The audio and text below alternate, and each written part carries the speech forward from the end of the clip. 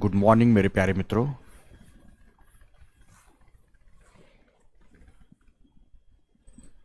Very very good morning. उपस्थित होइए चलिए सभी। गुड।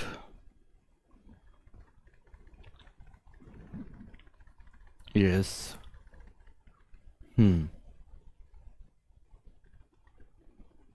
ठीक है। Good good.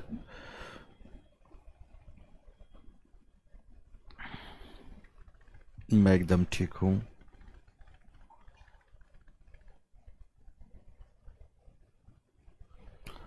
ओके।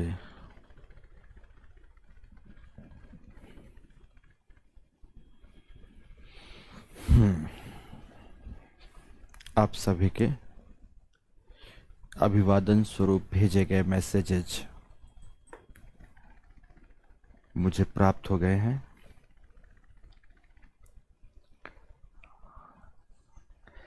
आपने जो तारीफों में भी कसीदे कसे हैं वो भी प्राप्त हो गए हैं।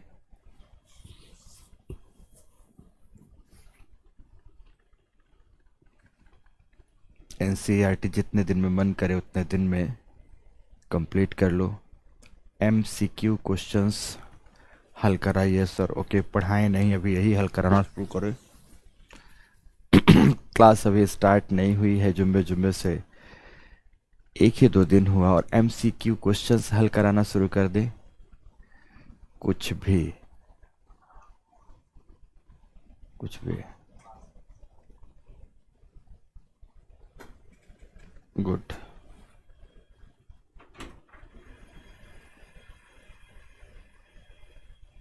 ऑप्शनल के लिए कूपन कोड की बात हो चुकी है सूर्या या आर्या।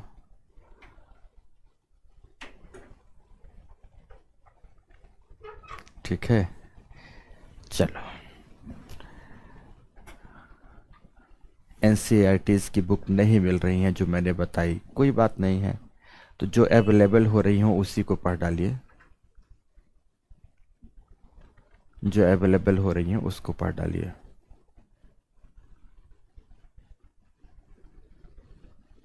ठीक है। ओके। गुड। करंट अफेयर्स के लिए मेरा क्या योगदान मेरे दोस्तों?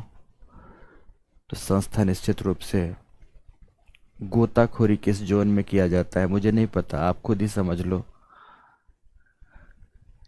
गोताखोरी किस जोन में किया जाता है मुझे नहीं पता, किस जोन में समझ लो। बस इतना बता दूं कि गोताखोरी कितना, 10 मीटर, 20 मीटर, 30 मीटर की गहराई पर, 40 मीटर की गहराई पर अधिकतम इस गहराई पर किया जाता है। अब ये गहराई किस मंडल पर प्राप्त होती होगी अपने से समझ लो, लगा लो दिमाग, है ना।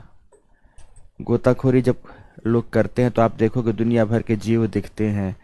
तो मैंने क्या पढ़ाया है, किस मंडल में जीव पाए जाते हैं, इससे भी अंदाज लगा लो, है ना। ओके, चलो। तो मैंने आप सबके मैसेजेस भी ओवरऑल देख लिए।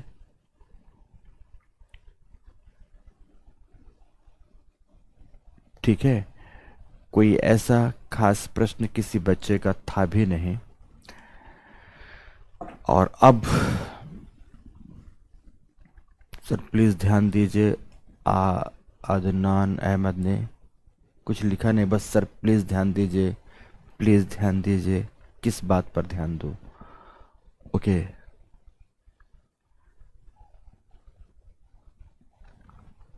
चले आगे बात करें।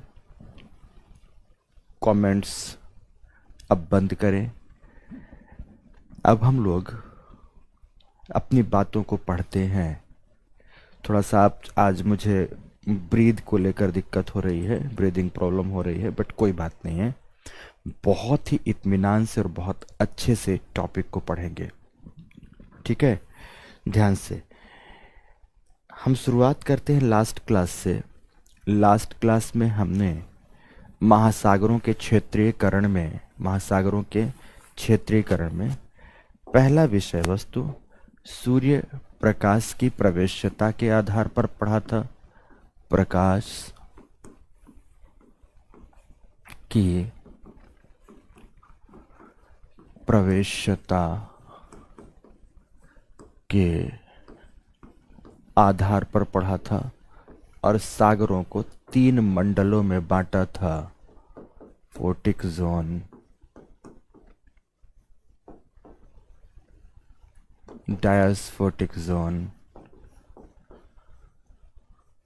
एफोटिक जोन। दूसरा, हमने इकोलॉजिकल जोनिंग की थी। इकोलॉजिकल जोनिंग की थी, इसमें आज भी कई बच्चों का वही प्रश्न, सर हिंदी उपयोग करें, पर कोई बात नहीं, अब इससे ज़्यादा मैं समझा नहीं सकता जितनी बात समझाया था। तो इसमें हमने 2 बातें कही थी। एक बेंथिक जोन के बारे में बात कही थी और एक पैलेजिक जोन के बारे में बात कही थी। बेंथिक जोन को 1 2 3 4 5 भागों में बांटा और पैलेजिक जोन को भी 1 2 3 4 5 जोन में बांटा। और इतनी तमाम बातें हम लोगों ने कल की क्लास में कंप्लीट की थी। अब कुछ बच्चे हैं बोलते हैं सर टॉपिक पढ़ने में तो मज़ा आया। एक आध ही बच्चे, कुछ का मतलब केवल एक आध, सर टॉपिक पढ़ने में बहुत मज़ा आ रहा है, सर टॉपिक बहुत अच्छे से समझ में आ रहा है, सब कुछ ठीक है, लेकिन सर क्वेश्चन अभी हल नहीं हो पा रहे हैं। आप लोगों को शुरुआती कक्षाओं में मैंने समझाया था कि यूपीएससी किसी एक टॉपिक से पर्टिकुलर प्रश्न नहीं पूछता, बल्कि 2 3 4 टॉपिक को आपस में मिला के प्रश्न पूछता है। तो पहला टॉपिक हुआ है और अभी 2 3 4 टॉपिक पढ़ने बाकी ही रह गए हैं दूसरे स्थानों के। तो जब तक वो सब भी कंप्लीट नहीं हो पाएंगे तो वो क्लब किए हुए प्रश्नों का हल कैसे आप निकाल पाओगे। इसलिए यूपीएससी के नेचर या चरित्र को समझने का प्रयास करें तो आप लोगों को जितनी भी कठिनाई दिख रही है वो सारी कठिनाई सरल लगने लगेगी। सपोज उसने बायो इकोलॉजिकल जोनिंग पूछा तो इकोलॉजिकल जोनिंग को संसाधनों के उत्खनन से जोड़ दिया। अब संसाधन क्या है, संसाधनों का उत्खनन कहाँ से किया जाता है, पॉलीमेटलिक नोड्यूल्स कहाँ पाए जाते हैं, आपने पढ़ा ही नहीं तो कैसे आपको इसका जवाब मिलेगा। आपने पढ़ा इकोलॉजिकल जोनिंग और भारत में मन्नार के खाड़ी तट पर श्रीलंका द्वारा किए जा रहे अवैध शिकार की बात कर दी। जलीय शिकार की यह बात है तो शिकार की बात की जा रही है, जिसमें से डीप सी ट्रॉलिंग को प्रतिबंधित करने की मांग चल रही है। अब इन दोनों क्षेत्रों को प्रश्न में जोड़ दिया। अब जब तक वो बात पूरी नहीं होगी तब तक इस प्रश्न का जवाब आप कहाँ से लाएंगे, कभी नहीं ला पाएंगे मेरे प्यारे मित्रों। पर ये बात अगर नहीं समझेंगे तब भी तो मुश्किल में रहेंगे ना।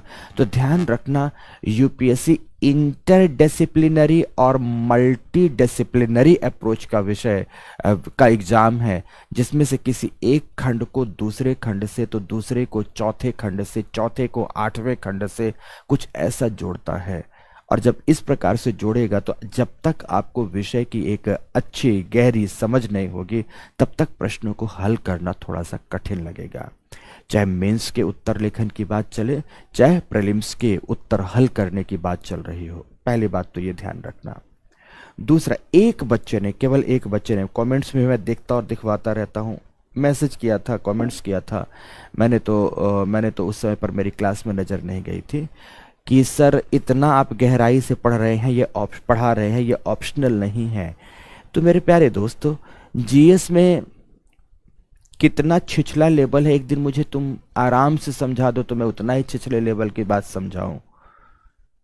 ध्यान रखना, कुछ टॉपिक ऐसे हैं जो कि ऑप्शनल से भी ज़्यादा गहराई लिए हुए हैं, जीएस की बात कर रहा हूं।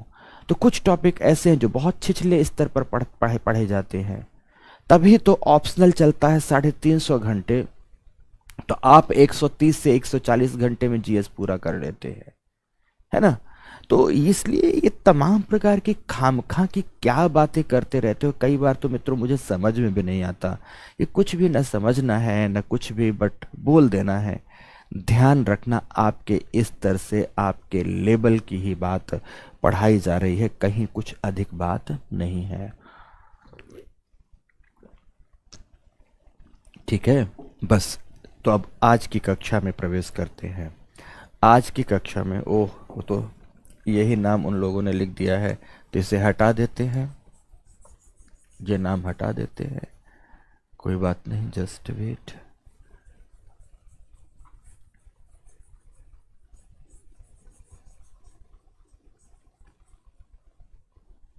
ये हट गया और यहाँ लिख देते हैं जोनिंग ऑफ द ओशन, वही टॉपिक है, जोनिंग ऑफ द ओशन।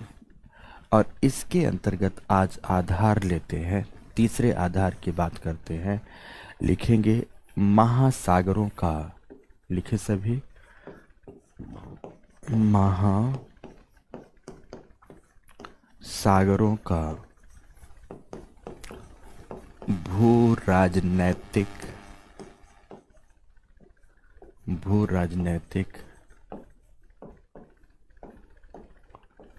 विभाजन। महासागरों का भू राजनैतिक विभाजन, जियो political division of the ocean, Jio political division of the ocean.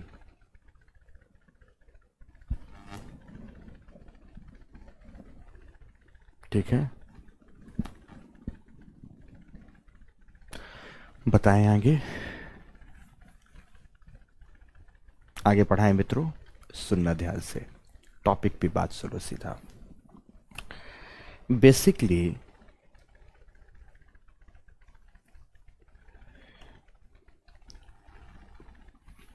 Europe में पुनर्जागरण काल के उपरांत या आधुनिक वैज्ञानिक क्रांति के दौरान विश्व खोज का युग चालू होता है। विश्व खोज के समय पर आपने अवश्य पढ़ा होगा कि कोलंबस है जो कि अमेरिकी महादेश की खोज करता है और उसी के द्वारा बताए गए मार्ग का अनुसरण करता हुआ एक दूसरा नाविक अमेरिका की ओर जाता है जिसका नाम था अमेरिगो वेस्पुकी। और अमेरिगो वेस्पुकी ने अमेरिकी महादेश के बारे में तमाम प्रकार की बातें बताई जिसके आधार पर अमेरिका उसका नाम रख दिया गया। वास्को डी गामा अफ्रीका महाद्वीप के दक्षिणी किनारे केप ऑफ गुड होप होते हुए भारत के लिए तथा दक्षिण एशिया के लिए समुद्री मार्ग की खोज करता है। कैप्टन जेम्स कुक आदि की अगर बात की जाए तो ऑस्ट्रेलिया तथा न्यूजीलैंड जैसे देशों के लिए जल मार्गों की खोज करते हैं। मैगलन का भी नाम इसमें रहता है, मैगलन का भी नाम रहता है। बेसिकली इन सबके समुद्री मार्गों के खोज के उपरांत धीरे धीरे इस बात की प्रतिस्पर्धा विश्व जगत में आरंभ हुई कि विश्व का कौन सा देश शक्तिशाली होगा, जिसके पास जल शक्ति है या जिसके पास स्थल शक्ति है। कुछ कहानी में शब्दों को याद रखेंगे, भूल जाए तो कोई बात नहीं। A.T. महान करके एक व्यक्ति थे जिन्होंने अपनी एक पुस्तक लिखी जिसका नाम था शी पावर, समुद्री शक्ति।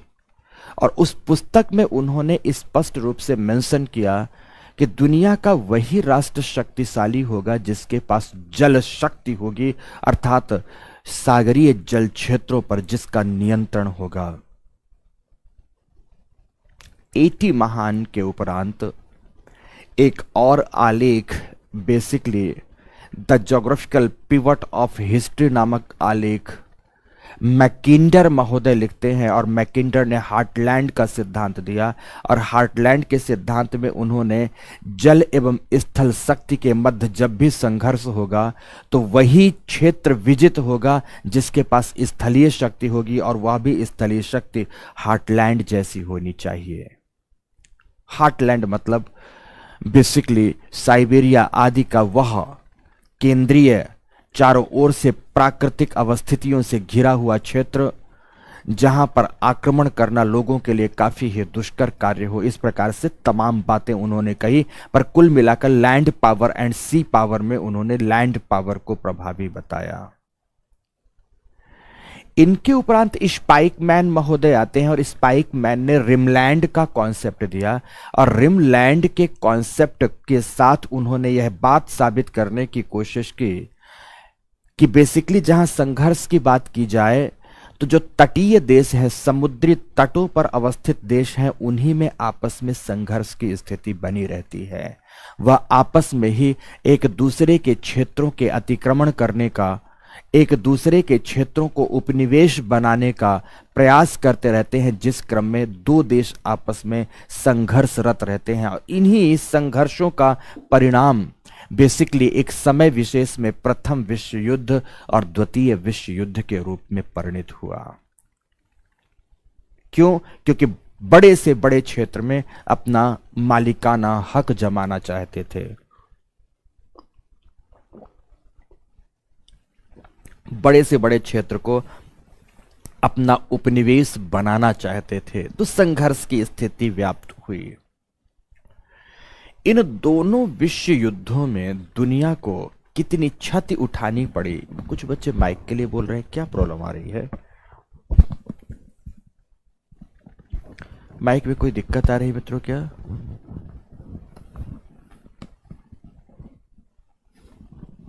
ओके। इन दोनों विश्व युद्धों में दुनिया को कितनी क्षति उठानी पड़ी, ये क्षति मित्रों मुझे बताने की जरूरत नहीं है, यह जग जाहिर है। वैसे भी हमेशा याद रखना, जब भी युद्ध होता है तो युद्ध में जीत केवल युद्ध की होती है, दोनों के दोनों पक्ष हार जाते हैं। कैसे? जैसे बढ़िया से अभी आपको उदाहरण से समझ में आएगा। रशिया एवं यूक्रेन वॉर चल रहा है।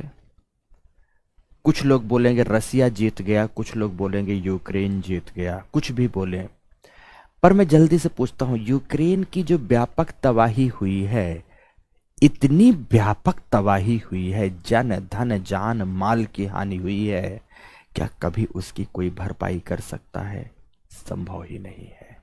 तो दूसरी तरफ ध्यान से समझना, रसिया इन युद्धों में जितनी आर्थिक क्षति झेल चुका है, तो जीतने के बाद भी कोई कहेगा कि क्या इसकी वास्तविक जीत है? सच्चाई यह है कि अपने अर्थ को वह पराजित कर चुका है।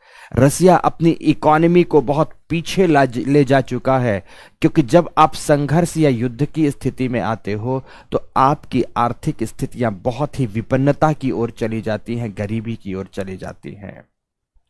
तो दोनों के दोनों दल हारते हैं, जीतता तो केवल युद्ध है। इसीलिए इससे एक मैसेज भी मिलता है मित्रों कि आप में से किसी को भी कभी भी युद्ध में संलग्न नहीं होना चाहिए, लड़ाइयां नहीं करना चाहिए, लड़ाइयां नहीं करनी चाहिए।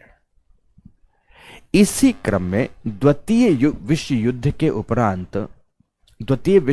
उपरांत जल क्षेत्रों को लेकर जो लड़ाइयां हो रही थी कि आखिर किस भौगोलिक प्रदेश तक तुम्हारा अधिकार होगा, तो किस भौगोलिक प्रदेश तक तुम्हारा अधिकार होगा, इन क्षेत्रों को लेकर जो लड़ाइयां हो रही थी, इनके समाधान के लिए जो यूनाइटेड नेशन है, संयुक्त राष्ट्र है, यूनाइटेड नेशन के तत्वावधान में या यूनाइटेड नेशन के गाइडलाइन में समुद्री अधिकार के कुछ नियम बनाए गए, जिन्हें हम अंक्लॉस नाम से जानते हैं। क्या जानते हैं? जिन्हें हम अंक्लॉस के नाम से जानते हैं, या इसी को लॉ ऑफ सी ट्रीटी के नाम से जानते हैं। लॉ ऑफ सी ट्रीटी के नाम से जानते हैं, समुद्री नियम के नाम से जानते हैं। समुद्री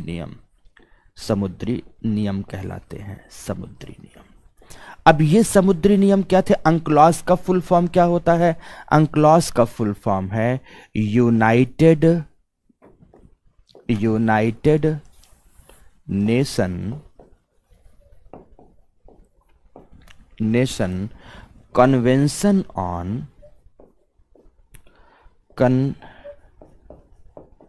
convention on law of sea. तो क्या हो गया, UNCLOS। तो क्या हो गया मित्रों, ये अंक्लॉस हो गया, United Nation convention on law of sea. इसको शॉर्ट में अंक्लॉस कहते हैं कि यूनाइटेड नेशन के तत्वावधान में यूनाइटेड नेशन के तमाम सदस्य राष्ट्रों ने, इसके जितने भी सदस्य राष्ट्र थे, तो इसके तमाम सदस्य राष्ट्रों ने मिलकर समुद्रों में अधिकारिता से संबंधित एक नियम बनाया जिसे अंक्लॉस कहा जाता है या समुद्री नियम कहा जाता है। ये बेसिकली समुद्री नियम बना जाके फाइनलाइज शेप लेता है 1982-83 में, लेकिन विश्व स्तर पर लागू होता है 1994 से। यहां से 1994 से सभी सदस्य राष्ट्रों के मध्य यह लागू होता है। अंकलास से प्रश्न पूछा गया है प्रीलिम्स 2022 में। विक्रम, हर दिन की क्लास जो पढ़ा रहा हूं ना मेरे दोस्त, हर दिन की क्लास इतनी इंपॉर्टेंट है कि हर जगह से प्रश्न पूछा गया है, हर जगह से प्रश्न पूछा। अब जिन बच्चों को नहीं देखना है प्रश्न वगैरह, उनके लिए तो कोई बात ही नहीं है, पर इतना महत्वपूर्ण सारे टॉपिक आप लोगों को पढ़ा रहा हूं। और यह भी बता दूं कि देखना, यह भी कहता हूं कि कभी कभी कंपेयर भी कर लिया करो, देख लेना दूसरे के सिस्टमेटिक नोट से। इस तरह से किसी ने आपको पढ़ाया नहीं है, न लोग पढ़ाते हैं, क्योंकि कठिनाई है ना, इसमें बहुत ज्यादा मेहनत करनी पड़ती है पहले अपने आप को, शिक्षक को, तब जाकर आपको ये तमाम बातें सिस्टमेटिक वे पर पढ़ानी होती हैं। कैसे ये बात अप्लाई की जाए कि कौन कौन से टॉपिक शुरुआत में पढ़ा दिए जाए कि बच्चों को आगे तक दिक्कत ना हो, ये तमाम प्रकार के प्रयास मैंने आपके लिए किए हैं, आपके लिए। तो ये बात है, इनके तत्वावधान में नियम बनाए गए कि समुद्री क्षेत्र में कितनी कितनी दूरी तक किस प्रकार की अधिकारिता सदस्य राष्ट्रों की होगी, जिसे हम समुद्री नियम कहते हैं या अंक्लॉस के नाम से जानते हैं। यही बात हमें शुरू करनी है, तो डैश देकर लिखो सभी के सभी, लिखें। द्वितीय विश्व युद्ध के उपरांत, बात यहां से शुरू करूंगा लिखने में। द्वितीय विश्व युद्ध के उपरांत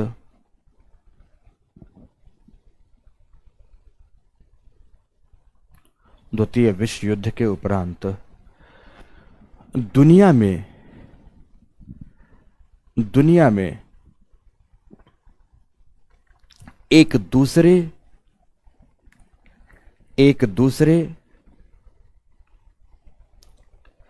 के स्थल क्षेत्र तथा सागरीय क्षेत्र, एक दूसरे के स्थल क्षेत्र तथा सागरीय क्षेत्र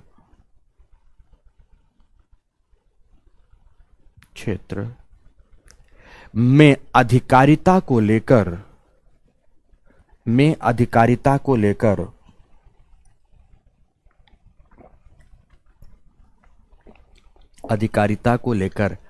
फिर से ऐसी कोई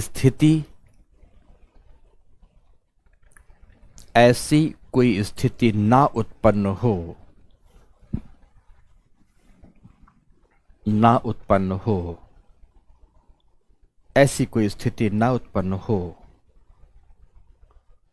कि दो देश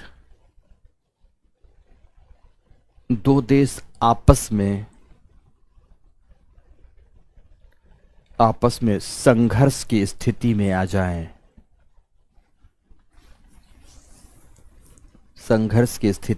और दो देशों का युद्ध ही विश्व युद्ध में परिणत हो जाता है मित्रों, ध्यान रखना, संघर्ष की स्थिति में आ जाएं, पूर्ण विराम लगाएं। इसके लिए यूनाइटेड नेशन के संयुक्त राष्ट्र के तत्वावधान मतलब सुपरविजन, गाइडेंस, कुछ भी, तत्वावधान में कुछ विशिष्ट कुछ विशिष्ट इन्वर्टेड कामा में समुद्री नियम, लॉ ऑफ सी, समुद्री नियम, लॉ ऑफ सी बनाए गए जिन्हें अंकलॉश कहा जाता है, जिन्हें क्या कहा जाता है? अंकलॉश, जिन्हें अंकलॉश कहा जाता है, पूर्ण विराम। क्या कहेंगे इसे हम? अंकलॉश कहेंगे, पूर्ण विराम। अंकलॉश का फुल फॉर्म लिख लेना, United Nation convention on law of सी।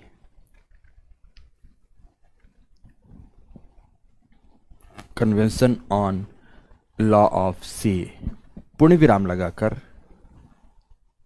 फिर लिखेंगे यह या इसकी अंतिम रूपरेखा। बेसिकली 1957 से शुरू हुई है इसमें चर्चाएं, तो इसकी अंतिम रूपरेखा 1982 में 1982 में स्वीकृत की गई, 82 में स्वीकृत की गई, परंतु यह सदस्य राष्ट्रों के मध्य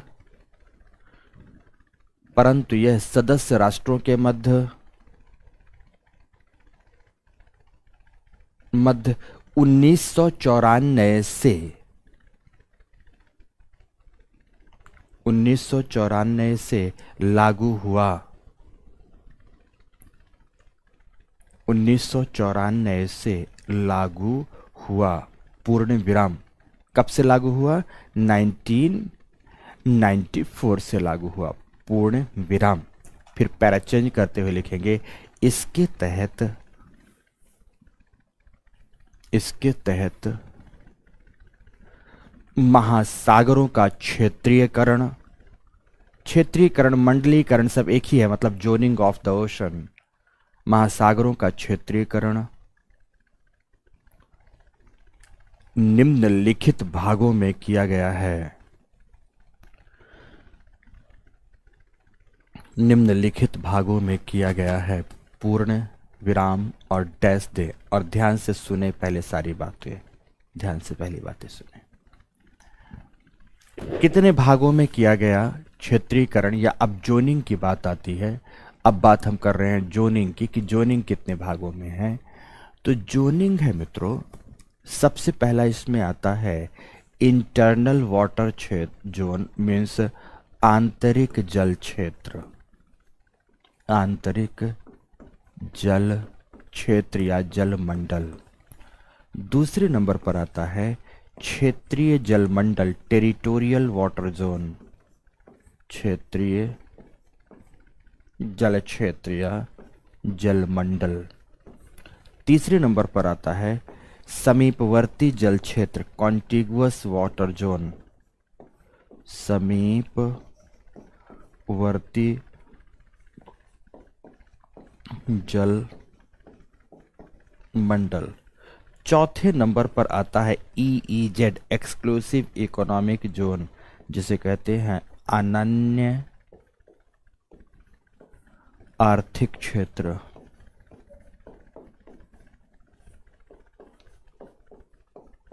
अनन्य आर्थिक क्षेत्र। तो पांचवें नंबर पर आता है ओपन सी या हाई सी, खुला सागर। इतने भागों में विभाजित किया, लेकिन इतने भागों में विभाजित करने के लिए सबसे पहले एक आधार रेखा का चयन किया गया, बेस लाइन का चयन किया गया, आधार रेखा का चयन किया गया।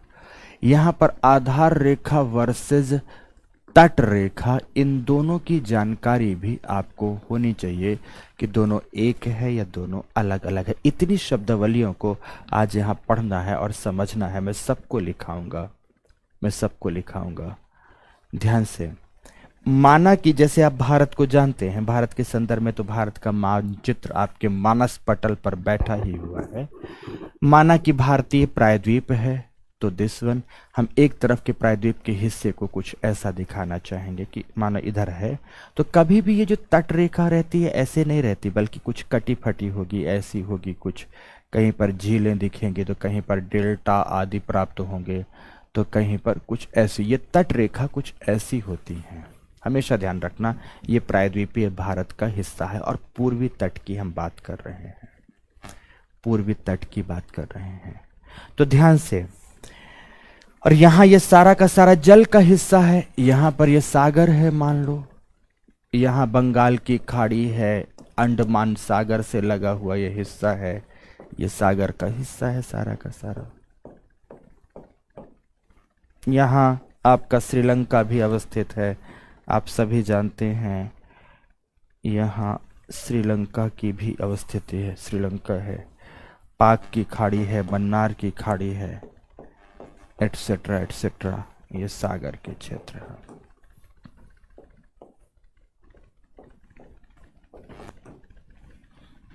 ठीक है, ये आपको तट दिखाई दिया है ना।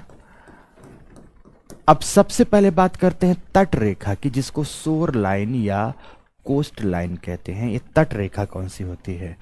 तो जो आपको ये पूरी की पूरी जिगजैग रेखा दिख रही है ना, जो ये पीली पीली रेखा दिख रही है, टेढ़ी मेढ़ी पूरी रेखा दिख रही है, इस पूरी टेढ़ी मेढ़ी रेखा को ही क्या कहा जाता है? इसे ही हम तट रेखा कहते हैं। ये पूरी टेढ़ी मेढ़ी कटी फटी जो रेखा दिख रही है, यही है बेसिकली शोर लाइन, तट रेखा है ये। इसको क्या बोलते हैं? Shore line. ये शोर लाइन है दोस्तों। जिस कलर से तट था उसी कलर से मैंने तट रेखा को लिख दिया, ये शोर लाइन प्राप्त होती है। आफ्टर दैट, बैकग्राउंड में आवाज आ रही है, बहुत लोग, कोई बोल रहा है ट्रैक्टर की, कोई बोल रहा है हेलीकॉप्टर की, ये सब क्या है दोस्तों? चलो एक बार मैं बात करता हूँ, ठीक है, एक बार मैं बात करता हूँ। लक्ष्मण कहाँ गए लोग? लक्ष्मण देखो, क्या कोई बैकग्राउंड आवाज आ रही है? कुछ बच्चे लगातार बोल रहे हैं सर हेलीकॉप्टर की आवाज आ रही है, ट्रैक्टर की आवाज आ रही है। मुझे भी ऐसा कुछ नहीं लग रहा, पर पता नहीं क्या है इन सब का।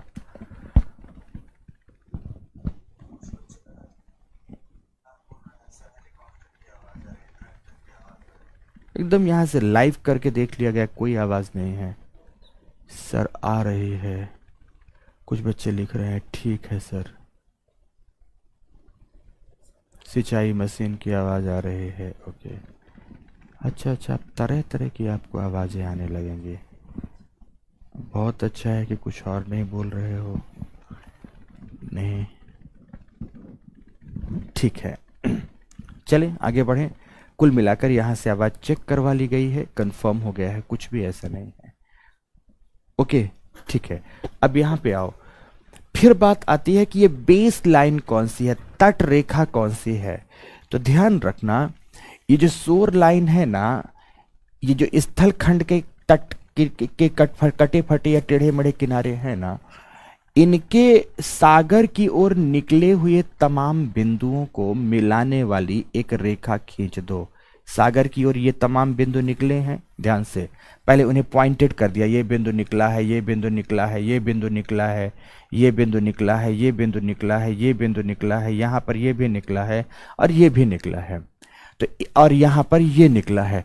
तो इन सभी बिंदुओं को मिलाने वाली एक काल्पनिक रेखा खींच देते हैं मानचित्र में, मैप में, इनको मिलाने वाली एक काल्पनिक रेखा खींच देते हैं। चलो ये पिंक कलर की मैंने एक काल्पनिक रेखा सपोज खींच दी, तो ये पिंक कलर की काल्पनिक रेखा हुई स्थल खंड के सागर की ओर निकले हुए बिंदुओं को मिलाने वाली जो रेखा प्राप्त हुई, इसे बेसिकली कहा जाता है बेस लाइन। क्या कहते हैं इसे? बेस लाइन कहते हैं, आधार रेखा कहते हैं। हमेशा ध्यान रखना कि सागरीय जल क्षेत्र में दूरी मापने के लिए चूंकि इसे आधार के रूप में प्रयोग करते हैं, इसीलिए इसे बेस लाइन कहा जाता है। क्या कहा जाता है? इसे बेस लाइन कहा जाता है, इसे आधार रेखा कहा जाता है। क्लियर हो गई मेरी बात की नहीं? अब तीसरा एक और फैक्ट जान लो कि सागर में दूरी मापने की जो इकाई होती है उसे हम नॉटिकल माइल कहते हैं, समुद्री मील कहते हैं। नॉटिकल माइल की हिंदी क्या होती है? समुद्री मील कहलाता है। सागर में दूरी मापने की इकाई को नॉटिकल माइल कहा जाता है, समुद्री मील कहा जाता है, जहां एक नॉटिकल माइल बराबर कमोबेश, एग्जैक्ट तो नहीं पर कमोबेश मैं आपको लिखा देता हूं कि 1.85 किलोमीटर के होता है एक नॉटिकल माइल। जैसे आप जानते हैं कि एक धरातलीय मील 1.65 किलोमीटर का होता है, ठीक उसी तरह से एक समुद्री मील 1.85, लगभग मैं लिखा दिया हूं, 1.85 किलोमीटर का प्राप्त होता है। तो ये कुछ फैक्ट्स हैं जिन्हें आपको याद रखना चाहिए कि शोर लाइन क्या कहलाता है, बेस लाइन क्या कहलाता है, समुद्र में दूरी मापन की इकाई को किस नाम से जानते हैं, तो समुद्री मील के नाम से जानते हैं, नॉटिकल माइल के नाम से जानते हैं, जहां एक नॉटिकल माइल बराबर 1.85 किलोमीटर के लगभग बराबर प्राप्त होता है, लगभग बराबर प्राप्त होता है। और अब देखो, अब इन मंडलों के बारे में बात करते हैं। तो पहला मंडल आता है इंटरनल वाटर जोन का। किसका पहला मंडल आता है? इंटरनल वाटर जोन, आंतरिक जल मंडल। तो ये आंतरिक जल मंडल कौन सा क्षेत्र है? तो देखो, एक तरफ आपको शोर लाइन ये पीले कलर की प्राप्त हुई है, गहरे पीले कलर की, और एक तरफ बेस लाइन ये पिंक कलर की प्राप्त हुई है। तो ये बेस लाइन और शोर लाइन के मध्य का जो ये जल क्षेत्र होता है, सपोज यहां में जो जल क्षेत्र उपस्थित है, यहां में जो जल क्षेत्र उपस्थित है, यहां में जो जल क्षेत्र उपस्थित है, यहां में जो जल क्षेत्र उपस्थित है, अर्थात बेस लाइन एवं शोर लाइन के मध्य जो सागरीय जल क्षेत्र उपस्थित होते हैं, इन जल क्षेत्रों को ही इंटरनल वाटर जोन कहा जाता है, अर्थात ये पहला वाला बिंदु कहा जाता है। ये इंटरनल वाटर जोन के अंग हैं। ये किसके अंग है मित्रों? ये इंटरनल वाटर जोन के अंग हैं, सभी के सभी आंतरिक जल मंडल के अंग हैं। इसी में सागरीय जो लैगून झील होती हैं, सागरीय जो ज्वर नदमुख होते हैं, सागरीय जो क्रीक्स आदि होते हैं, इसी के अंतर्गत होते हैं, इसी के अंतर्गत आते हैं। क्लियर हो गई मेरी बात कि नहीं? इसी के अंतर्गत उपस्थित रहते हैं दोस्तों। तो ये पहली बात हो गई कि बेस लाइन क्या है और शोर लाइन क्या है। तो इन दोनों के बीच का क्षेत्र जो होता है, जल क्षेत्र होता है, उसे आंतरिक जल मंडल कहते हैं। अब जब ये आंतरिक भाग में ही पाया जाता है किसी देश के, तो इसमें क्या दूसरे देश का अधिकार रहता होगा? तो नहीं, इसमें पूरा का पूरा कुछ वैसा ही अधिकार होता है जैसे भौगोलिक सीमा में अधिकार है। किसी राष्ट्र का जिस तरह से अपनी भौगोलिक सीमा में अधिकार होता है ना, ठीक उसी प्रकार से संबंधित राष्ट्र का इसमें अधिकार होता है। जैसे भारत का है तो इसमें भारत का पूर्ण अधिकार है, पूर्णाधिकार है। किसी राष्ट्र का इसमें किसी भी तरह का कोई अधिकार नहीं हो सकता, केवल भारत का अधिकार होगा। ये ऐसा जल क्षेत्र होता है। तो लड़ाई का प्रश्न ही नहीं बचा, कोई यहां पर आ ही नहीं सकता। क्यों आओगे जब तुम्हारा कोई अधिकार नहीं होता है? तो सब के सब बातें खत्म हो जाती हैं यहीं से। फिर अब दूसरे जल क्षेत्र में आते हैं जिसे टेरिटोरियल वाटर जोन कहते हैं। आपकी जो ये बेस लाइन प्राप्त हुई है ना, तो बेस लाइन से मित्रों 12 नॉटिकल माइल दूरी का क्षेत्र। कितने नॉटिकल माइल दूरी का क्षेत्र? यहां पर मैं ये लाइन खींच देता हूं, 12 नॉटिकल माइल। यहां पर पहली लाइन में 12 नॉटिकल माइल, नॉटिकल माइल को NM लिख देते हैं। 12 समुद्री मील की दूरी का जल क्षेत्र, 12 समुद्री मील की दूरी का जल क्षेत्र क्या कहलाता है? क्षेत्रीय जल मंडल कहलाता है। टेरिटोरियल वाटर जोन कहलाता है। अब इसमें अगर मैं अधिकारिता की बात करूं तो इसमें अधिकारिता के लिए एक सबसे महत्वपूर्ण शब्द उपयोग किया जाता है कि यह संबंधित राष्ट्र का सोवरेन क्षेत्र होता है। सोवरेन का मतलब होता है संप्रभु क्षेत्र होता है, और संप्रभुता का मतलब ही होता है कि ऐसा भूभाग या ऐसा भाग, जलीय भाग, जिसमें किसी दूसरे राष्ट्र का कोई अधिकार ना हो। संप्रभु, जैसे कहते हैं भारत एक संप्रभु राष्ट्र है, सोवरेन कंट्री है, तो सोवरेनिटी का मतलब क्या है कि जिसमें किसी दूसरे राष्ट्र का कोई हस्तक्षेप ना हो, कोई आप इंटरवीन नहीं कर सकते, यहां पर किसी राष्ट्र का कोई इंटरवेंशन नहीं होता है। यह संबंधित राष्ट्र का ही क्षेत्र होता है, यह संबंधित राष्ट्र का ही क्षेत्र होता है। समझ गए मेरी बात कि नहीं? अब आप इसमें चाहो तो आर्थिक उपयोगिता इसमें करो, चाहे इसकी नौसैनिक उपयोगिता करो, आप चाहे इसकी परिवहन की दृष्टिकोण से उपयोगिता करो, आपको जैसी उपयोगिता करना है आप तमाम प्रकार की उपयोगिताएं कर सकते हैं। इसमें किसी दूसरे राष्ट्र का इंटरवेंशन होने का प्रश्न ही नहीं है। कब तक?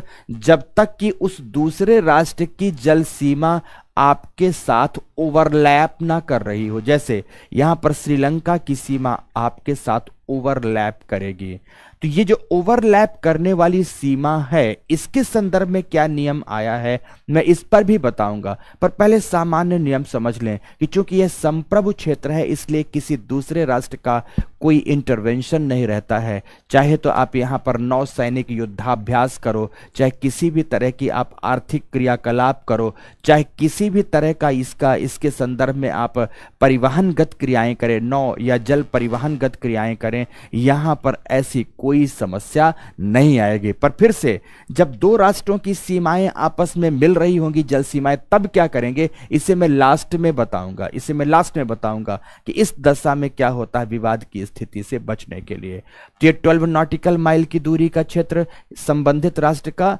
संप्रभु क्षेत्र हो गए, जिसे टेरिटोरियल वाटर जोन या क्षेत्रीय जलमंडल कहते हैं। अब इस 12 नॉटिकल माइल से आगे फिर से 12 नॉटिकल माइल, कितना दूरी और आगे? 12 नॉटिकल माइल की ही। जैसे आपने आधार रेखा से पहले 12 नॉटिकल माइल लिया, तो अब 12 नॉटिकल माइल, इससे आगे और दूरी ले लो, 12 नॉटिकल माइल और दूरी ले लो, मतलब कुल मिलाकर ये 24 नॉटिकल माइल दूरी तक का क्षेत्र हो गया। 24 नॉटिकल माइल दूरी तक का क्षेत्र हो गया। इसे कंटीगुअस वाटर जोन कहते हैं। इंग्लिश में क्या कहते हैं मित्रों? कंटीगुअस वाटर जोन कहते हैं, समीपवर्ती जलमंडल कहते हैं, समीपवर्ती जलमंडल कहते हैं। तो आखिर ये क्या होता है कंटीगुअस वाटर जोन, क्या होता है समीपवर्ती जलमंडल का क्षेत्र? अब इसे समझो।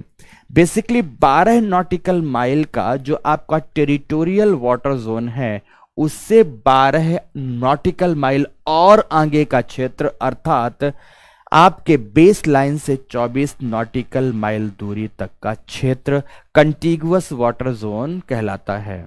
यहां पर आपको आर्थिक अधिकारिता तो मिलती है, ये जिस राष्ट्र का होता है उस राष्ट्र को आर्थिक अधिकारिता तो मिलती है, जल परिवहन की अधिकारिता तो मिलती है, सुरक्षा, रक्षा, प्रतिरक्षा का अधिकार तो मिलता है, परंतु फर्क केवल इतना है कि यहां पर आप स्थायी नौसैनिक अड्डे नहीं बना सकते। इस जल क्षेत्र में आपको सामरिक दृष्टिकोण से रक्षा एवं प्रतिरक्षा का अधिकार है, रक्षा एवं प्रतिरक्षा का पूरा अधिकार है। यहां से भी सीधा प्रश्न पूछा 2019 में, रक्षा एवं प्रतिरक्षा का अधिकार 19 के 20 में ही पूछा है, अधिकार है, परंतु यहां पर कोई स्थायी सैन्य अड्डा आप नहीं बना सकते हैं। आपका जो सैन्य अड्डा होगा वो इसी दूरी पर होगा। यहां पर नौसैनिक बैठे हुए होंगे और नौसैनिक यहीं पर बैठकर इस जल क्षेत्र में लगातार अपनी निगरानी बनाए रखेंगे, कि क्या कोई विदेशी जहाज यहां प्रवेश तो नहीं कर रहा है, क्या कोई विदेशी पनडुब्बी यहां प्रवेश तो नहीं कर रही है, क्या उन प्रवेश कर रहे पनडुब्बी एवं जहाजों में कोई ऐसी गतिविधि की जा रही है जिससे राष्ट्र की सामरिक सुरक्षा में खतरा पैदा हो जाए? लगातार मित्रों इसकी निगरानी यहां पर बैठे हुए नौसैनिक दल करते रहते हैं। यहां इनके अड्डे स्थापित नहीं होंगे, बट वह अपने टेरिटोरियल वाटर जोन में ही बैठकर इसकी निगरानी करते रहते हैं। तो सामरिक दृष्टिकोण से निगरानी का क्षेत्र है, सुरक्षा का क्षेत्र है, परंतु यहां स्थायी सैन्य अड्डे स्थापित नहीं होते हैं। किसी भी गलत गतिविधि की आशंका पर यह तुरंत उस जहाज का पीछा करते हैं, तुरंत उस पनडुब्बी का पीछा करते हैं और पीछा करके उस जहाज या पनडुब्बी की पूरी जानकारी एकत्रित करते हैं। जरूरत पड़ने पर इन्हें उस जहाज या पनडुब्बी को वहीं पर नष्ट कर देने का भी अधिकार होता है, अगर इन्हें ऐसा लग गया कि इस जहाज के प्रवेश करने से सामरिक सुरक्षा में खतरा पैदा हो सकता है, तो ये वहीं पर उसी स्थान पर उस जहाज को नष्ट कर सकते हैं। इसीलिए इस मंडल को हॉट परसुएट जोन कहा गया है। क्या कहते हैं मित्रों इसे? हॉट परसुएट जोन कहा जाता, मतलब उच्च पीछा किया जाने वाला क्षेत्र कहा जाता है। यहां पर ये विदेशी जहाजों का पीछा करने का अधिकार रखते हैं। तो ये हुआ मित्रों contiguous water zone, contiguous water zone. फिर बेस लाइन से अगर ले लिया जाए, अगर बेस लाइन से ले लिया जाए सीधे, अगर हम बेस लाइन से लें तो बेस लाइन से 200 नॉटिकल माइल दूरी का क्षेत्र, कितना नॉटिकल माइल मित्रों? 200 नॉटिकल। ये सभी देशों के लिए समान नहीं होता, पर भारत के लिए तो 200 नॉटिकल माइल दूरी का क्षेत्र मिला हुआ है।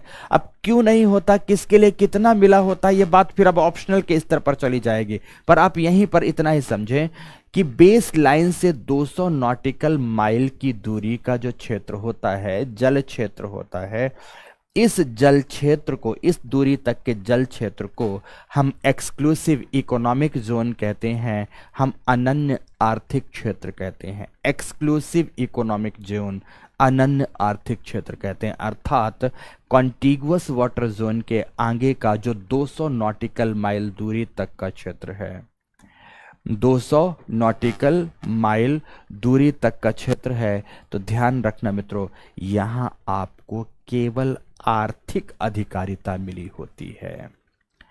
मीन्स यहां पर आप समुद्री संसाधनों का आर्थिक दोहन कर सकते हो, चाहे वह जैविक संसाधन हो या अजैविक संसाधन हो, परंतु संसाधनों के दोहन में एक सी बेड अथॉरिटी बनी हुई है। आपको सी बेड अथॉरिटी से परमिशन अवश्य लेना होगा, और वो परमिशन इस संदर्भ में लिया जाता है कि आपके संसाधनों के दोहन से या आर्थिक संसाधनों के दोहन से समुद्री पारितंत्र पर कोई क्षति नहीं पड़ेगी। तो ध्यान से, यहां पर आपको केवल आर्थिक अधिकारिता मिली होती है, मछलियों को पकड़ने का अधिकार मिला होगा, समुद्री तली से खनिजों के निकालने का अधिकार मिला होगा, इस भाग पर आपको अधिकार मिलेगा। यहीं से आपको समुद्र में ड्रिल करके तेल निकालने का अधिकार होगा। जैसे आप लोग अगर बॉम्बे हाई को देखें तो मुंबई से लगभग 185 नॉटिकल माइल की दूरी में अवस्थित है पश्चिमी तट पर बॉम्बे हाई, जहां से हम तेल का उत्पादन करते हैं, और भारत का कुल उत्पादन का लगभग 70% तेल बॉम्बे हाई से अकेले उत्पादित किया जाता है। तो यहीं से आपको आर्थिक संसाधनों के दोहन का पूरा अधिकार होता है। और दूसरी बात है कि इसके पर्यावरण की सुरक्षा का, संरक्षा का अधिकार भी आपका ही होता है कि इसका पर्यावरण खराब ना होने पाए, बाधित ना होने पाए, इसकी सुरक्षा और संरक्षा की जिम्मेदारी भी आपकी होगी। अब यहां कोई विदेश अगर चाहता है, विदेशी जहाज अगर चाहती तो यहां से आवागमन कर सकती है, उसके लिए आवागमन का रोक टोक नहीं है। कोई विदेशी देश चाहे, कोई दूसरा देश चाहे तो यहां से अपनी जो संचार सेवाओं के लिए केबल आदि होती है ना, जो समुद्रों में बिछाई जाती हैं, तो केबल आदि बिछा सकते हैं, उसके लिए रोक टोक नहीं है। परंतु आर्थिक दोहन का अधिकार संबंधित देश का रहता है, और चूंकि केवल आर्थिक अधिकारिता प्राप्त होती है, इसीलिए इसे अनन्य आर्थिक क्षेत्र या एक्सक्लूसिव इकोनॉमिक जोन के नाम से जाना जाता है। अनन्य आर्थिक क्षेत्र, एक्सक्लूसिव इकोनॉमिक जोन के नाम से इसे हम जानते हैं। समझ में आ गई मेरी बात कि नहीं? के नाम से जानते हैं। फिर इसके बाद का जो क्षेत्र प्राप्त होता है, ये सारा का सारा क्षेत्र हाई सी या ओपन सी कहलाता है। ये सारा का सारा क्षेत्र हाई सी है, या इसी को ही हम लोग ओपन सी भी कहते हैं। मतलब खुला सागर का क्षेत्र है, उच्च सागर का क्षेत्र है, जहां सभी देशों को समान प्रकार की अधिकारिता प्राप्त होती है। यहाँ पर सभी देश शोध एवं अनुसंधान का कार्य, आर्थिक दोहन का कार्य, नव परिवहन का कार्य, नौकाओं के परिचालन का कार्य सभी देश समान रूप से कर सकते हैं। अर्थात यह संपूर्ण विश्व का समान अधिकारिता वाला क्षेत्र होता है, समान अधिकारिता वाला क्षेत्र होता है। तो इस प्रकार से ये इस प्रकार से समुद्री जल क्षेत्रों का जो विभाजन किया गया और अधिकारिता प्रदान की गई, इस प्रकार से की गई है अंक्लोज के तहत। लेकिन अब बात आती है विवादों की, अब बात आती है विवादों की।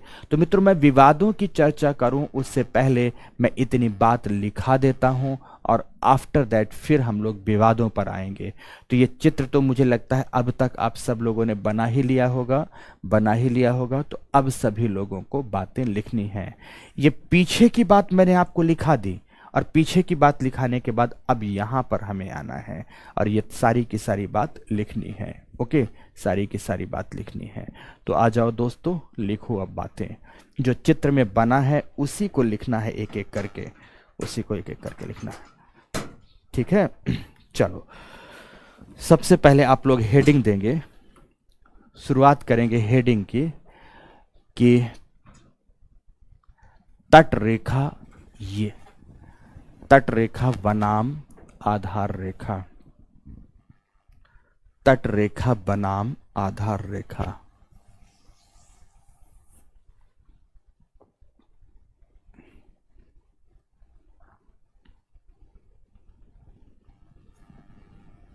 लिख दिया। इंग्लिश शब्द जरूर लिखते रहेंगे। तट रेखा को बोलते हैं शोर लाइन, और आधार रेखा को बेस लाइन। तो डैश देकर लिखो, किसी भी भूखंड के, किसी भी भूखंड के टेढ़े मेढ़े, टेढ़े मेढ़े या कटे फटे, कटे फटे समुद्री तटों, समुद्री तटों, समुद्री तटों को मिलाने वाली, को मिलाने वाली काल्पनिक रेखा, को मिलाने वाली काल्पनिक रेखा तट रेखा कहलाती है।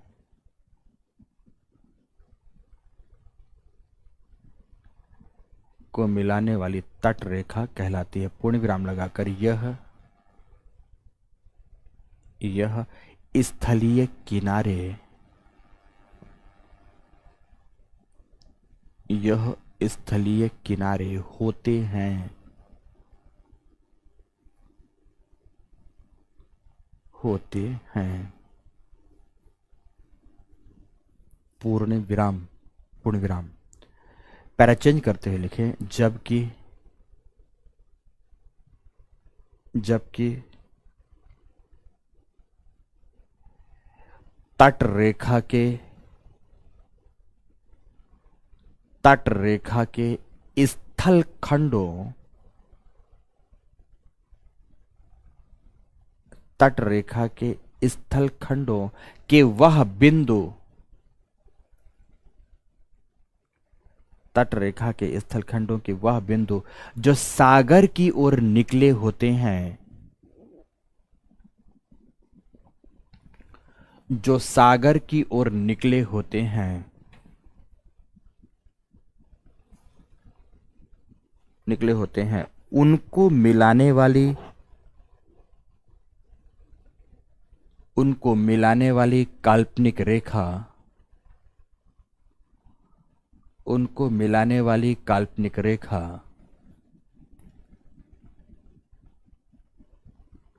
रेखा आधार रेखा, बेस लाइन,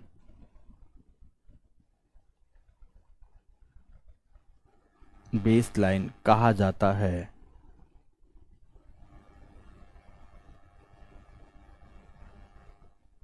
कहा जाता है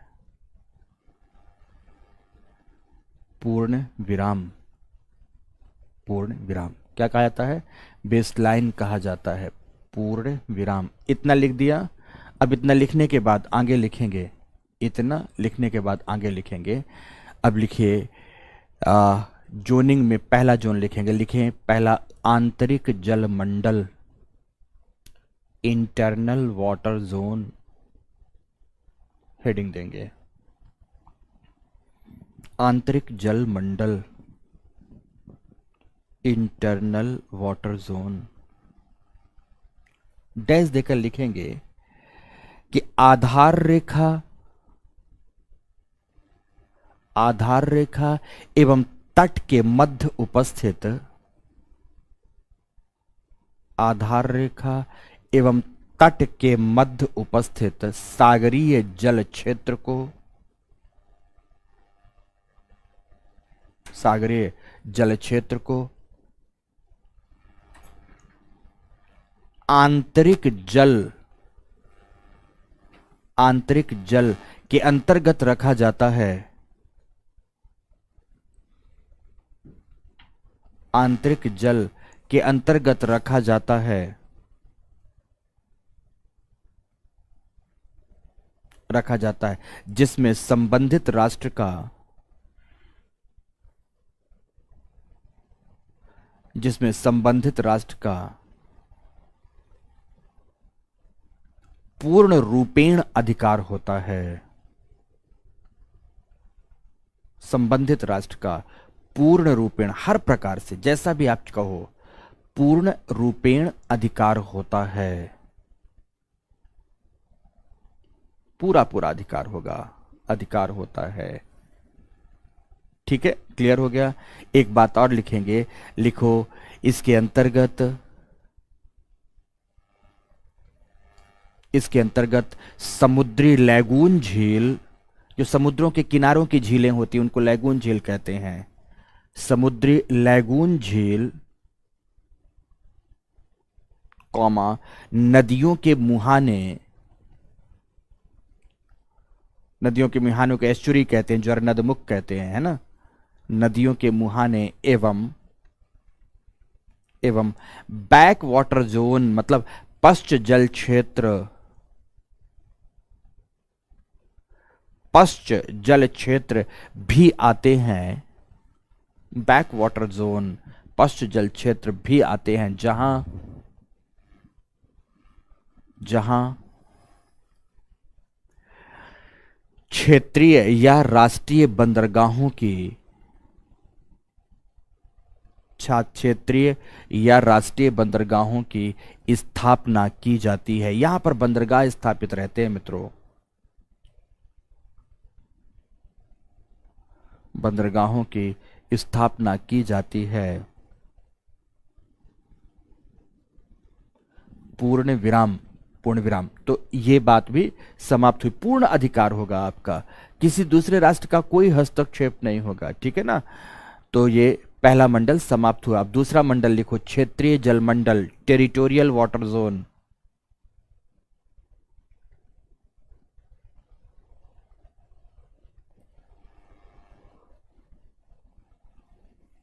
टेरिटोरियल वाटर जोन, ठीक है, क्षेत्रीय जलमंडल लिखो डैश देकर।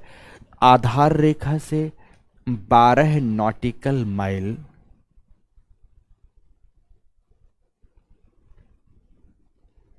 आधार रेखा से 12 नॉटिकल माइल दूरी तक का सागरीय जल क्षेत्र, दूरी तक का सागरीय जल क्षेत्र, जल क्षेत्र जिसे राष्ट्रीय संप्रभुता का अंग, जिसे राष्ट्रीय संप्रभुता का अंग माना जाता है,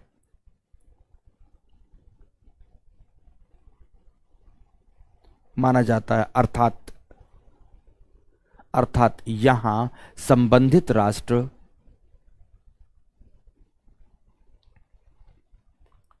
संबंधित राष्ट्र आर्थिक क्रियाओं से लेकर जल यातायात,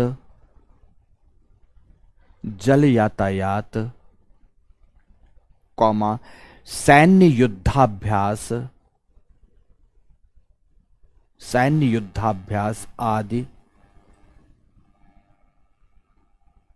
आदि कर सकता है। अन्य राष्ट्र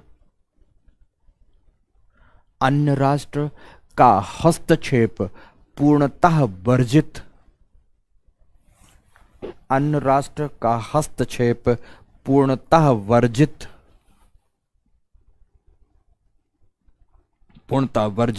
रहता है। पूरी तरह से मना ही रहेगी हस्तक्षेप की, वर्जित रहता है। दूसरे राष्ट्र का हस्तक्षेप वर्जित है। पूर्ण विराम। चाहे आप कोई सैन्य कार्यवाही करो, चाहे जो करो, आपका अधिकार क्षेत्र है, आपको जो मन करे करो। पूर्ण विराम। तो नेक्स्ट लिखो समीपवर्ती जलमंडल, कॉन्टिगुअस वाटर जोन। इंग्लिश शब्द लिखते जाओगे तो ज्यादा अच्छा है, पर अगर इंग्लिश से दुश्मनी हो तो फिर मैं कुछ नहीं कहूंगा। मैं क्या कह सकता हूं? रुक जाओ चंदू साहू भाई। लिखा आपने समीपवर्ती जलमंडल, कॉन्टिगुअस वाटर जोन, डैश देकर लिखो। आधार रेखा से 24 नॉटिकल माइल,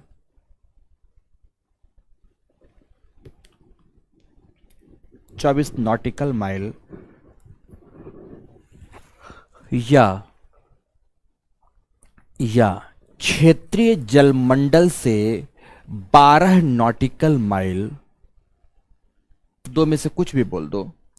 क्षेत्रीय जलमंडल से 12 नॉटिकल माइल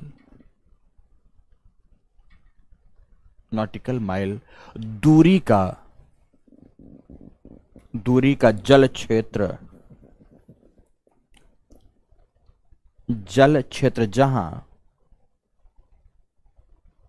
जहां संबंधित राष्ट्र की आर्थिक अधिकारिता तो रहती है, आर्थिक एवं सामरिक अधिकारिता, ऐसा लिखो। आर्थिक एवं सामरिक अधिकारिता तो रहती है। सामरिक का मतलब रक्षा एवं प्रतिरक्षा का अधिकार है ना। आर्थिक एवं सामरिक अधिकारिता तो रहती है, परंतु स्थायी नवसैनिक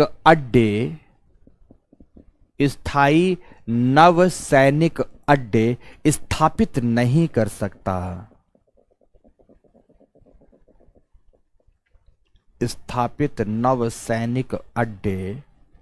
स्थायी नवसैनिक अड्डे स्थापित नहीं कर सकता।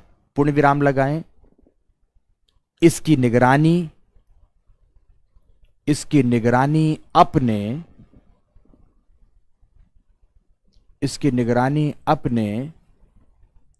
अपने क्षेत्रीय जल मंडल में रहते हुए ही क्षेत्रीय जल मंडल में रहते हुए ही नवसैनिकों के द्वारा, नेवल आर्मी कह सकते हैं, नवसैनिकों के द्वारा की जाती है। कोस्ट गार्ड आर्मी भी यहां कह सकते हो, तटरक्षक बल जो होते हैं। ठीक है, कर सकते हैं। पूर्ण विराम, पूर्ण विराम। अब ये जो पूर्ण विराम लगाया आपने, फिर क्या लिखा है कि किसी विदेशी राष्ट्र के जहाज या पनडुब्बी, किसी विदेशी राष्ट्र के जहाज या पनडुब्बी के प्रवेश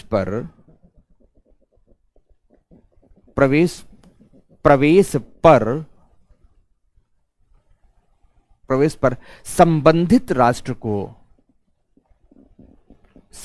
राष्ट्र को पीछा करते हुए, जैसे प्रवेश करेगा ये तुरंत पीछा करेंगे, पीछा करते हुए संपूर्ण जानकारी लेने का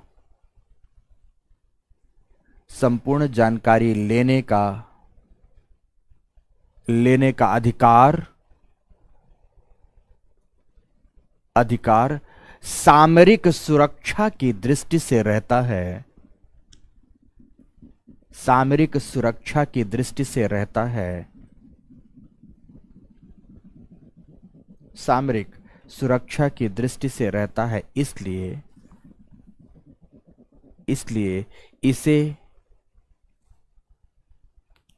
इसे hot pursuit zone, hot HOT, hot pursuit PERSUATE,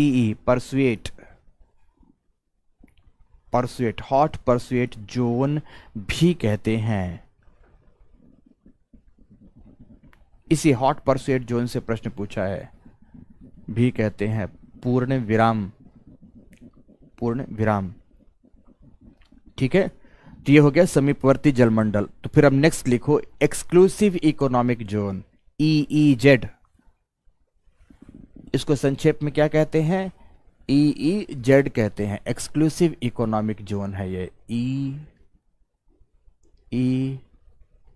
SEZ नहीं है, ये EEZ है। एक्सक्लूसिव इकोनॉमिक जोन, अनन्य आर्थिक क्षेत्र। डैश देकर लिखेंगे, आधार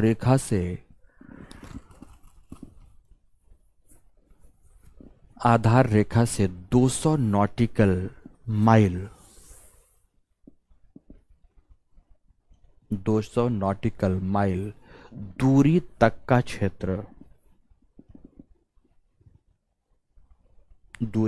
क्षेत्र, जहां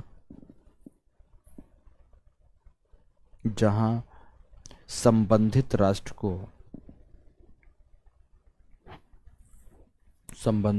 को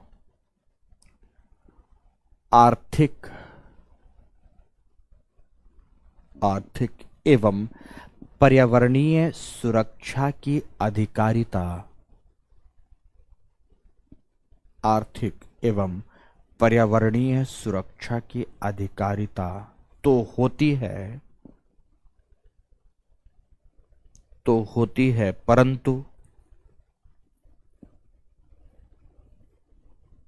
परंतु किसी अन्य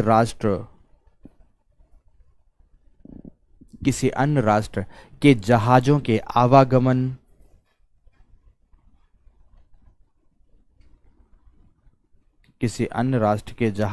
आवागमन, या समुद्री केबल कॉमा पाइपलाइन आदि बिछाए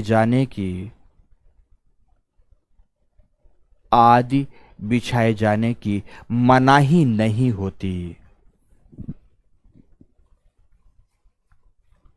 आदि की मनाही नहीं होती।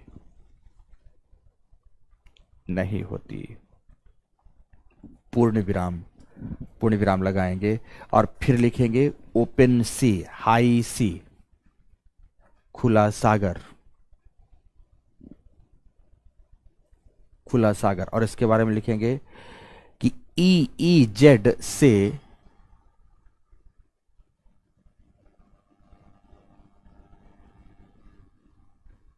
EEZ से बाहर का सागरीय जल क्षेत्र, बाहर का सागरीय जल क्षेत्र, जल क्षेत्र जहां जहां संपूर्ण विश्व की समान अधिकारिता, समान अधिकारिता रहती है,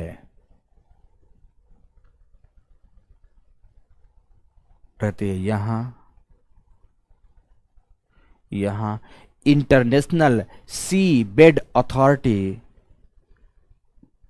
इंटरनेशनल सी बेड अथॉरिटी के नियम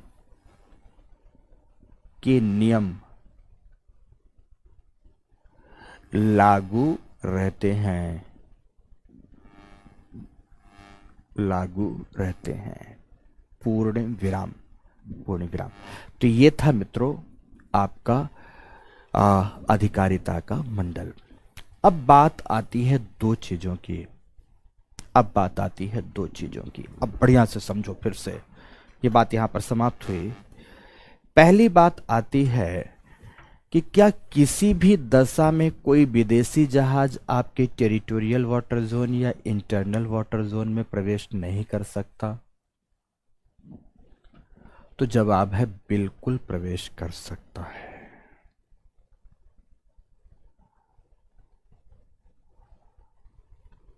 फिर से बोल रहा हूं कि क्या कोई विदेशी जहाज आपके टेरिटोरियल वाटर जोन या इंटरनल वाटर जोन में प्रवेश नहीं कर सकता?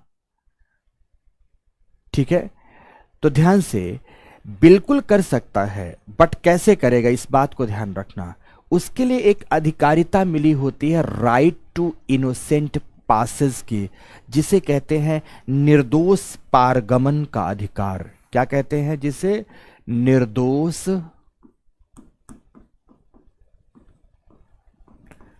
पारगमन का अधिकार, निर्दोष पारगमन का अधिकार। यदि जहाजों के पास यह उपलब्ध है तो कोई भी जहाज या पनडुब्बी आपके टेरिटोरियल वाटर जोन में प्रवेश कर सकती है। अब यह निर्दोष पारगमन का अधिकार में क्या क्या आता है? सबसे पहला बात कि वो केवल व्यापार के उद्देश्य से प्रवेश करना चाहती है। दूसरी बात आती है कि वह रिफ्यूलिंग के लिए, मतलब उसका तेल खत्म हो रहा है, ईंधन खत्म हो रहा है, वो आपके पास रिफ्यूलिंग के लिए प्रवेश करना चाहती है, रिफ्यूलिंग के लिए प्रवेश करना चाहती है। तो तीसरी बात होती है कि उस जहाज में किसी तरह की कोई खामी आ गई है और अभी निकट भविष्य में ही या निकट समय में ही उसके समुद्र में डूब जाने का खतरा है, तो उसे तुरंत मैकेनिकल सपोर्ट की जरूरत है, तब भी वह प्रवेश कर सकती है। तो चौथी बात आती है, अगर वह समुद्री तूफान में फंस गई या किसी तरह की समुद्री समस्याओं में फंस गई तो वह आपकी सीमा में प्रवेश कर अपने आप को सुरक्षित कर सकती है। इस प्रकार के अधिकार किसी विदेशी जहाज को प्राप्त होते हैं निर्दोष पारगमन के अधिकार के तहत। अगर ये तमाम बातें हैं तो आप प्रवेश कर सकते हो, लेकिन जब आप प्रवेश करोगे तो प्रवेश से पूर्व की आवश्यक शर्तें हैं। अगर जहाज है या पनडुब्बी है तो पनडुब्बी को तो जल के ऊपर आना होगा, जहाज तो जल के ऊपर ही रहते हैं, पर पनडुब्बियों की शर्त है कि उन्हें जल के ऊपर आना होगा। और जहाज तथा पनडुब्बी को दोनों को ही अपने सबसे सामने वाले पोर्शन में अपने राष्ट्र का फ्लैग लगाना होगा ताकि वह दूर से दिखे। और फ्लैग लगा लिया तो हमें पता तो चल गया कि आप अमुक देश से आ रहे हैं या अमुक देश का जहाज या पनडुब्बी है। तो दूसरी बात, जब आप प्रवेश कर रहे होंगे तो हमारे नौसैनिकों द्वारा जितने प्रकार की भी जानकारियां प्राप्त की जा सकती हैं वह सभी जानकारियां आपको उपलब्ध करानी होगी और उन जानकारियों के उपरांत आप हमारे क्षेत्र में प्रवेश करने का अधिकार रखते हो। तो इसे कहते हैं right to innocent passes, right to innocent passes कहते हैं। अब दूसरी बात देखो, जब दो देशों की सीमाएं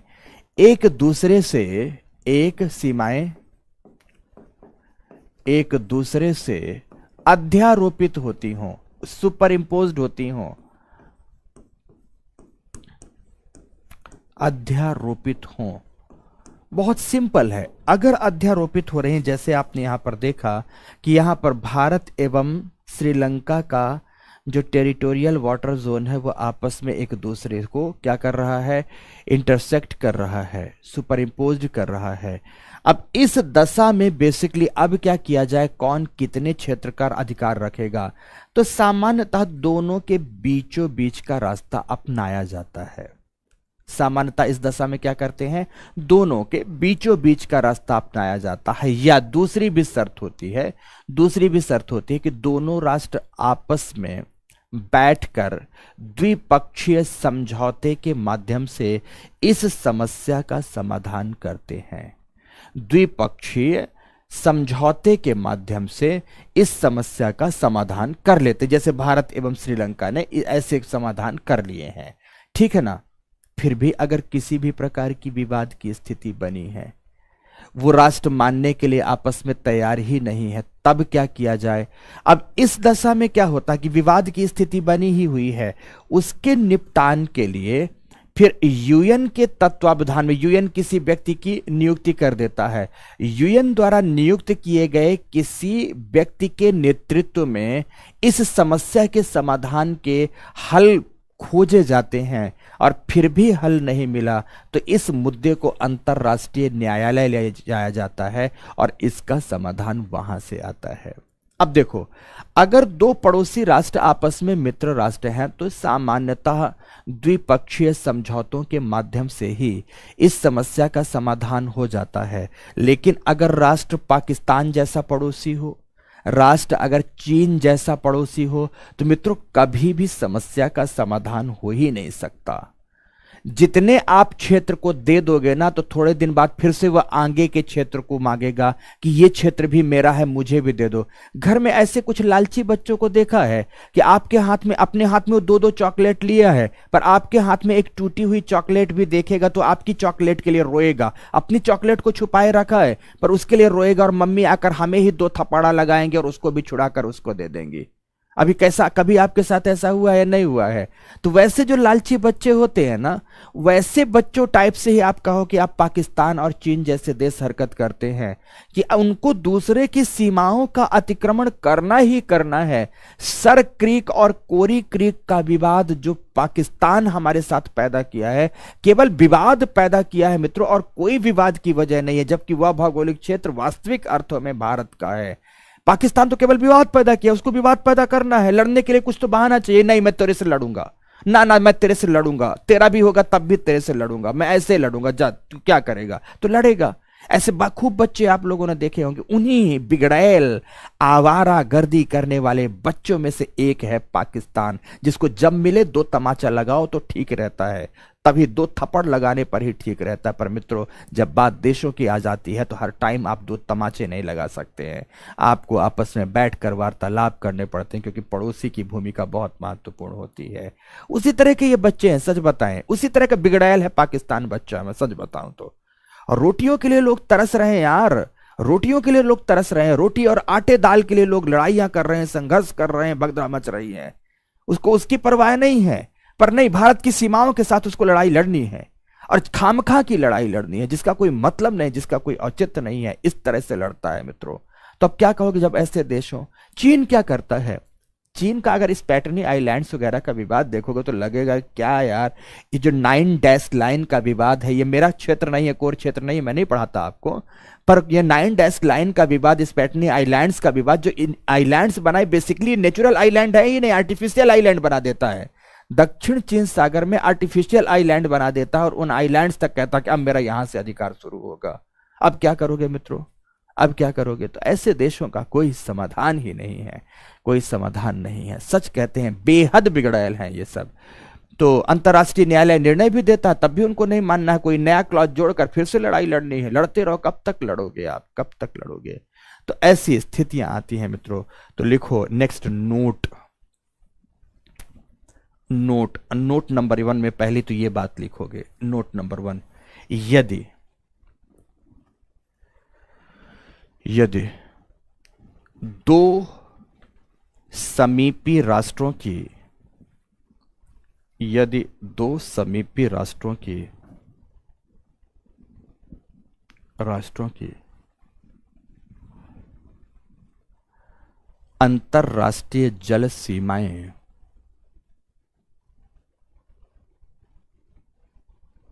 अंतरराष्ट्रीय जल सीमाएं जल सीमाएं एक दूसरे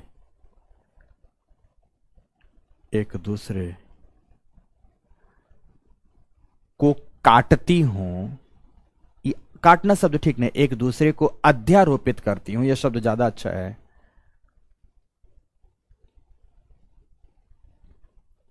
अध्यारोपित करती हूं तो इनका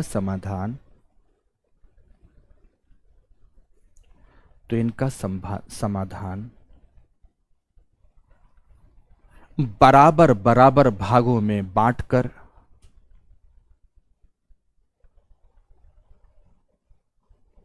बराबर बराबर भागों में बांटकर या द्विपक्षीय समझौतों के माध्यम से, द्विपक्षीय समझौतों के माध्यम से या यूएन की मध्यस्थता, यूएन की मध्यस्थता, यूएन मतलब यूनाइटेड नेशन की मध्यस्थता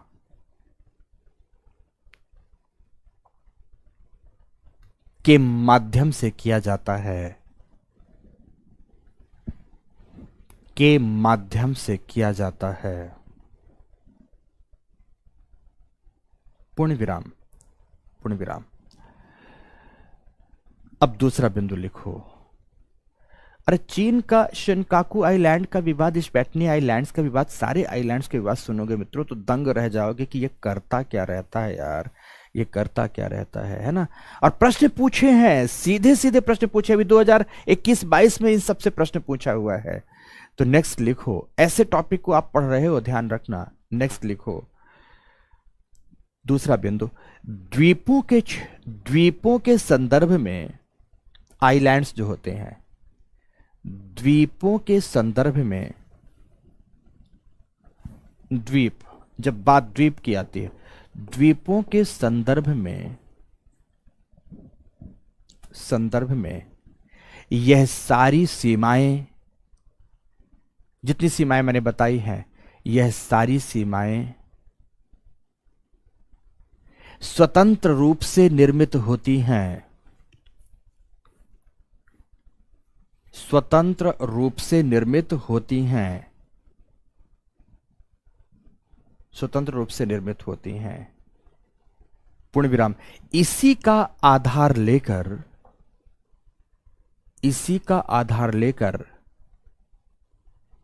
चीन, जापान तथा वियतनाम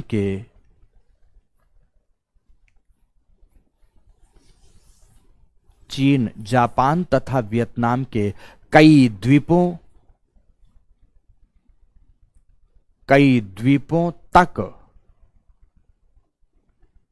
तक समुद्री जल क्षेत्र में अपनी अधिकारिता अपनी अधिकारिता साबित करने का प्रयास करता है, प्रयास करता है।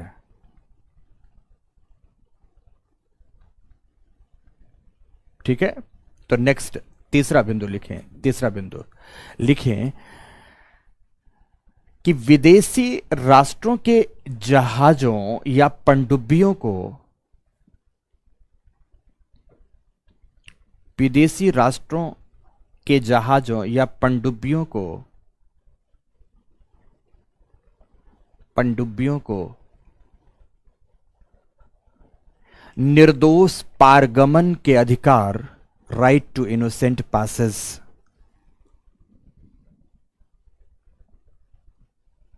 निर्दोष पारगमन के अधिकार, अधिकार के तहत, के तहत संबंधित राष्ट्र, संबंधित राष्ट्र के क्षेत्रीय जलमंडल, संबंधित राष्ट्र के क्षेत्रीय जलमंडल में प्रवेश करने का, में प्रवेश करने का, प्रवेश करने का अधिकार होता है, अधिकार होता है, जिसके तहत निम्नलिखित गतिविधियां, अरे क्यों प्रवेश करोगे, पहले बताओगे तो, है ना। तो जिसके तहत निम्नलिखित गतिविधियां सम्मिलित रहती हैं, सम्मिलित रहती हैं। गतिविधियों में पहली गतिविधि लिखो, व्यापार के उद्देश्य से,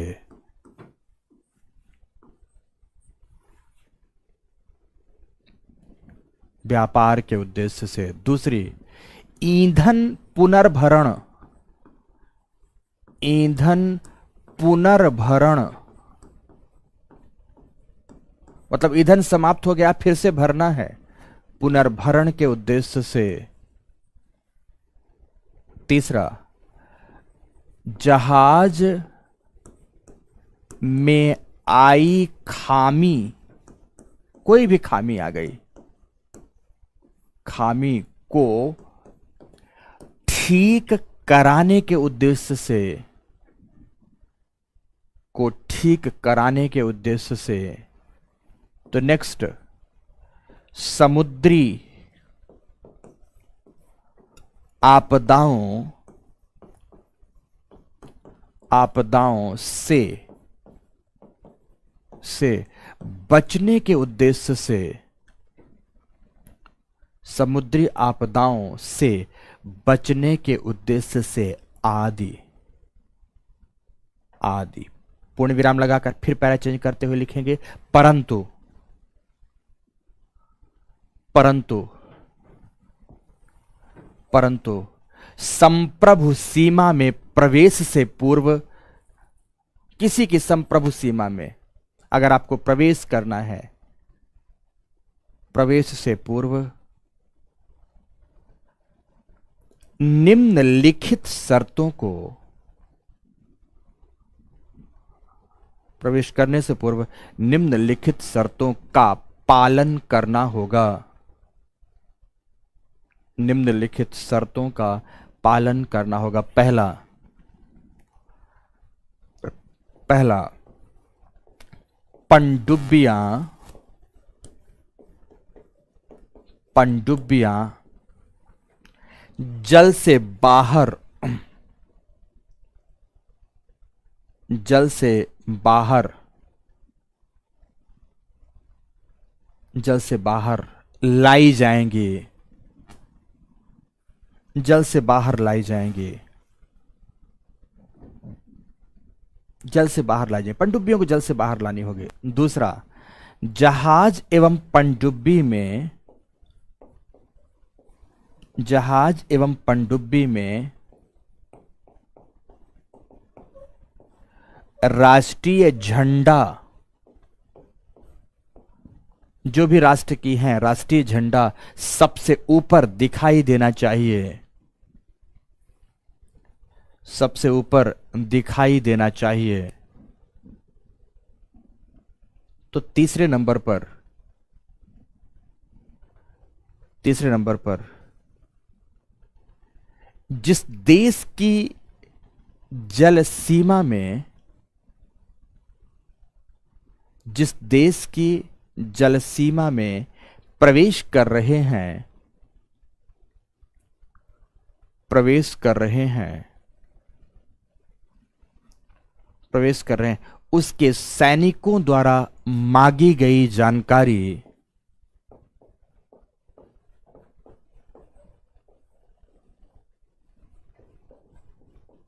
उसके सैनिकों द्वारा मांगी गई जानकारी उपलब्ध करानी होगी, उपलब्ध करानी होगी,